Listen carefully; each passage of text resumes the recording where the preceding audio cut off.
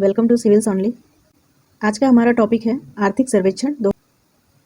जैसे कि हमें मालूम है कि आर्थिक सर्वेक्षण आ चुका है, तो आज के डिस्कशन में हम इसी से जुड़े विभिन्न बिंदुओं पर चर्चा करेंगे। जो हमारे एग्ज़ाम ओरिएंटेड फैक्ट हैं उन पर भी चर्चा होगी, ताकि हमारे एग्ज़ाम से रिलेटेड जो भी इससे जुड़े क्वेश्चंस आएँ उसे सॉल्व करने में आसानी हो। सबसे पहले बात करें तो यह GS पेपर 3 के अंतर्गत आता है और इसे हम सरकारी बजट के अंतर्गत रखते हैं। चलिए डिस्कशन स्टार्ट करते हैं। वित्त मंत्री निर्मला सीतारमण द्वारा केंद्रीय बजट 2022-23 के पहले 31 जनवरी 2022 को देश का आर्थिक सर्वेक्षण पेश किया गया। क्या होता है आर्थिक सर्वेक्षण? दरअसल यह देश की इकोनॉमी का एक आईना होता है, या यूँ कह लें कि यह एक वार्षिक रिपोर्ट कार्ड होता है, जो कि अर्थव्यवस्था के प्रत्येक क्षेत्र जैसे कि कृषि क्षेत्र, उद्योग क्षेत्र, एक्सपोर्ट, इम्पोर्ट, स्टार्टअप, बैंकिंग इत्यादि हर तरह के सेक्टर और उसकी स्थिति के बारे में यह हमें बताता है, और उसकी कार्य करने की स्थिति के बारे में भी बताता है, और उसमें क्या क्या सुधार किए जा सकते हैं आगे, उसके बारे में भी यह सजेशंस देता है। यह सब बातें इकोनॉमिक सर्वे एक सजेशंस की तरह बताता है, यानी कि गवर्नमेंट इसको मानने के लिए बाध्य नहीं होती है। और भारत का पहला आर्थिक सर्वेक्षण 1950-51 में प्रस्तुत किया गया था। इस सर्वेक्षण से जुड़ी कुछ खास बातें हैं। वैसे तो इस दस्तावेज को मुख्य आर्थिक सलाहकार द्वारा तैयार किया जाता है, लेकिन कृष्णमूर्ति सुब्रमण्यम, जो कि पूर्व मुख्य आर्थिक सलाहकार थे, 2021 के दिसंबर माह में उनकी सेवानिवृत्त हो जाने के बाद यह पद खाली है, और इस बार का आर्थिक सर्वेक्षण प्रमुख आर्थिक सलाहकार संजीव सान्याल द्वारा तैयार किया गया। हालांकि आर्थिक सर्वेक्षण रिपोर्ट जारी करने से एक दिन पूर्व ही डॉक्टर वी अनंत नागेश्वरण को मुख्य आर्थिक सलाहकार के पद पर नियुक्त किया गया है। वैसे तो आर्थिक सर्वेक्षण को दो भागों में प्रस्तुत किया जाता है, और इस प्रथा को पूर्व मुख्य आर्थिक सलाहकार अरविंद सुब्रमण्यम द्वारा शुरू किया गया था, किंतु इस वर्ष का आर्थिक सर्वेक्षण दो भागों की बजाय एक ही भाग में प्रस्तुत किया गया है। हालांकि आज़ादी के बाद लगभग 2 दशकों से भी ज़्यादा वक्त तक बजट के साथ ही आर्थिक सर्वेक्षण को भी प्रस्तुत किया जाता था, लेकिन 1964 में इस प्रथा के विपरीत बजट को प्रस्तुत करने से एक दिन पूर्व ही आर्थिक सर्वेक्षण को जारी किया गया, और तब से आर्थिक सर्वेक्षण को संसद में बजट से एक दिन पहले ही लाया जाता है। आर्थिक सर्वेक्षण बहुत ही महत्वपूर्ण रिपोर्ट होती है, क्योंकि इसी के माध्यम से हमें देश के विभिन्न क्षेत्रों की वर्तमान स्थिति का पता चलता है, और साथ ही इसमें अगले वित्तीय वर्ष के अनुमानित सकल घरेलू उत्पाद का भी उल्लेख होता है। आर्थिक सर्वेक्षण रिपोर्ट को एक विषय या थीम के साथ प्रस्तुत किया जाता है, जैसे कि पिछले वर्ष इसकी थीम थी जीवन और आजीविका बचाना, 2019-20 की वेल्थ क्रिएशन, और इस वर्ष का आर्थिक सर्वेक्षण रिपोर्ट एजाइल अप्रोच थीम पर आधारित। क्या होता है एजाइल अप्रोच? इस अप्रोच या दृष्टिकोण के अंतर्गत ऐसी प्रबंधन प्रणाली का निर्माण किया जाता है जो कि मॉडल पर आधारित ना होकर शॉर्ट टर्म पॉलिसी रिस्पांस की तर्ज पर लागू किया जा सके, और इस प्रणाली के अंतर्गत रियल टाइम डेटा आधारित निरंतर मॉनिटरिंग शामिल होता है, जैसे कि GST कलेक्शन, डिजिटल पेमेंट, बिजली उत्पादन, आधारभूत संरचनाओं से जुड़े विकास और विभिन्न सरकारी योजनाओं के क्रियान्वयन से जुड़ी जानकारियों की उपलब्धता। तो यह थी आर्थिक सर्वेक्षण से जुड़ी कुछ महत्वपूर्ण जानकारियां। अब आइए चर्चा करते हैं इस वर्ष की जारी की गई आर्थिक सर्वेक्षण की रिपोर्ट से संबंधित एग्जाम आधारित फैक्ट्स एंड फिगर्स के बारे में। तो देखते हैं अर्थव्यवस्था की स्थिति क्या है। पहला पॉइंट है 2020-21 में 7.3% की गिरावट के बाद 2021-22 में भारतीय अर्थव्यवस्था के 9.3% बढ़ने का अनुमान है, और GDP की विकास दर 2022-23 में 8 से 8.5% तक रह सकती है। थर्ड पॉइंट है 2022-23 के लिए यह अनुमान विश्व बैंक और एशियाई विकास बैंक की क्रमशः 8.7 और 7.5% रियल टर्म GDP विकास की संभावना के अनुरूप है, और आर्थिक पुनरुद्धार के लिए आने वाले साल में वित्तीय प्रणाली के साथ निजी क्षेत्र के निवेश में बढ़ोतरी की संभावना है। और IMF के ताजा विश्व आर्थिक परिदृश्य अनुमान के अंतर्गत 2021-22 और 2022-23 में भारत की रियल GDP विकास दर 9% और 2023-24 में 7.1% रहने की संभावना है, जिससे भारत अगले 3 साल तक दुनिया की सबसे तेजी से उभरती अर्थव्यवस्था बनी रहेगी। नेक्स्ट पॉइंट है 2021-22 में कृषि और संबंधित क्षेत्रों के 3.9%, उद्योग के 11.8%, सेवा क्षेत्र के 8.2% बढ़ने का अनुमान है। मांग की बात करें तो 2021-22 में खपत 7%, सकल स्थायी पूंजी निर्माण 15%, निर्यात 16.5% और आयात 29.4% बढ़ने का अनुमान है। नेक्स्ट पॉइंट है ऊंचे विदेशी मुद्रा भंडार टिकाऊ प्रत्यक्ष विदेशी निवेश, निर्यात में वृद्धि से 2022-23 में वैश्विक स्तर पर तरलता में संभावित कमी के खिलाफ पर्याप्त समर्थन देने में सहायता मिलेगी। राजकोषीय मजबूती से जुड़े फैक्ट।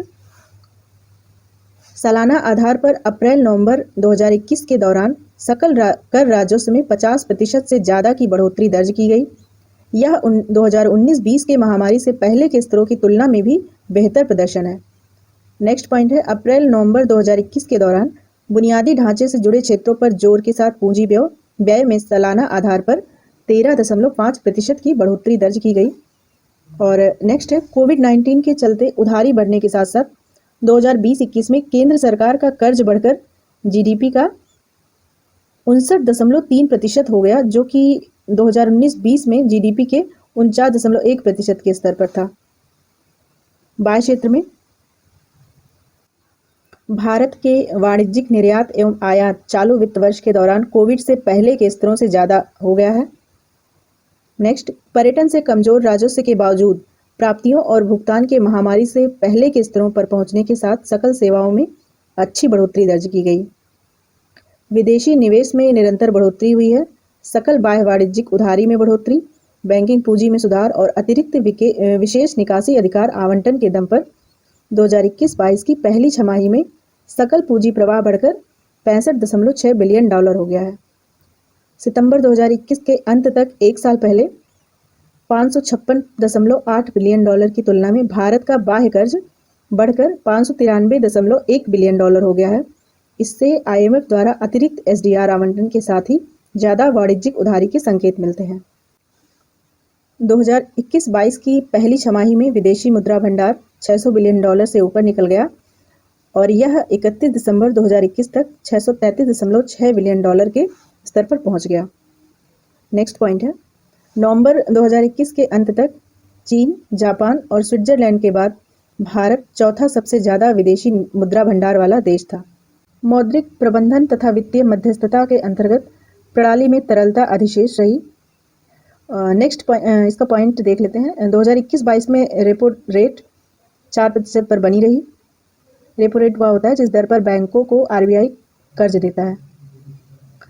भारतीय रिजर्व बैंक ने अधिक तरलता प्रदान करने के लिए G-SEC अधिग्रहण कार्यक्रम तथा सामाजिक दीर्घकालिक रेपो संचालन जैसे विभिन्न कदम उठाए हैं और महामारी के आर्थिक झटके को वाणिज्यिक बैंकिंग प्रणाली द्वारा अच्छी तरह से दूर कर दिया गया है।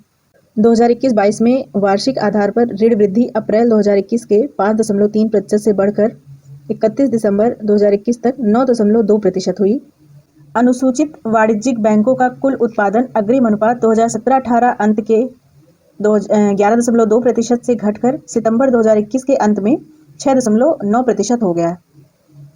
समान अवधि के दौरान शुद्ध अनुत्पादक अग्रिम अनुपात 6% से घटकर 2.2% हो गया। वहीं अनुसूचित वाणिज्यिक बैंकों का पूंजी जोखिम भारांक पर संपत्ति अनुपात कैपिटल एडिक्वेसी रेशियो 2013-14 के 13% से बढ़ते हुए सितंबर 2021 के अंत में 16.54% रहा और सितंबर 2021 में समाप्त होने वाली अवधि के लिए सार्वजनिक क्षेत्र के बैंकों के लिए परिसंपत्तियों पर रिटर्न और इक्विटी पर रिटर्न सकारात्मक बना रहा है। मूल्य और मुद्रास्फीति के अंतर्गत देखते हैं। औसत शीर्ष CPI संयुक्त मुद्रास्फीति 2021-22 में सुधरकर 5.2% हुई, जबकि 2020-21 में इसी अवधि में यह 6.6% थी और खुदरा स्फीति में गिरावट खाद्य मुद्रास्फीति में सुधार के कारण आई। 2021-22 में औसत खाद्य मुद्रास्फीति 2.9% के निम्न स्तर पर रही, जबकि पिछले वर्ष की समान अवधि में यह 9.1% पर थी और वर्ष के दौरान प्रभावी आपूर्ति प्रबंधन ने अधिकतर आवश्यक वस्तुओं की कीमतों को नियंत्रित रखा। दालों और खाद्य तेलों में मूल्य वृद्धि नियंत्रित करने के लिए सक्रिय कदम उठाए गए। सेंट्रल एक्साइज में कमी तथा बाद में अधिकतर राज्यों द्वारा वैल्यू एडेड टैक्स में कटौतियों से पेट्रोल तथा डीजल की कीमतों में सुधार लाने में मदद मिली। थोक मूल्य सूचकांक पर आधारित थोक मुद्रास्फीति 2021-22 के दौरान 12.5% बढ़ी, जो कि निम्नलिखित कारणों से हुई है। पिछले वर्ष में निम्न आधार, आर्थिक गतिविधियों में तीव्रता, कच्चे तेल की अंतर्राष्ट्रीय कीमतों में भारी वृद्धि तथा अन्य आयातित वस्तुओं तथा उच्च माल ढुलाई लागत। और CPIC तथा WPI मुद्रास्फीति के बीच अंतर, ये मई 2020 में यह अंतर शीर्ष पर 9.6% तक रहा लेकिन इस वर्ष में खुदरा मुद्रास्फीति के दिसंबर 2021 की थोक मुद्रास्फीति के 8.0% के नीचे आने के इस अंतर में उलटफेर हुआ। इस अंतर की व्याख्या निम्नलिखित कारकों द्वारा की जा सकती है। बेस प्रभाव के कारण अंतर, दो सूचकांकों के स्कोप तथा कवरेज में अंतर, मूल्य संग्रह, कवर की गई वस्तुएं, वस्तु भारों में अंतर तथा आयातित कच्चे मालों की कीमत ज्यादा होने के कारण WPI आधारित मुद्रास्फीति संवेदी हो जाती है।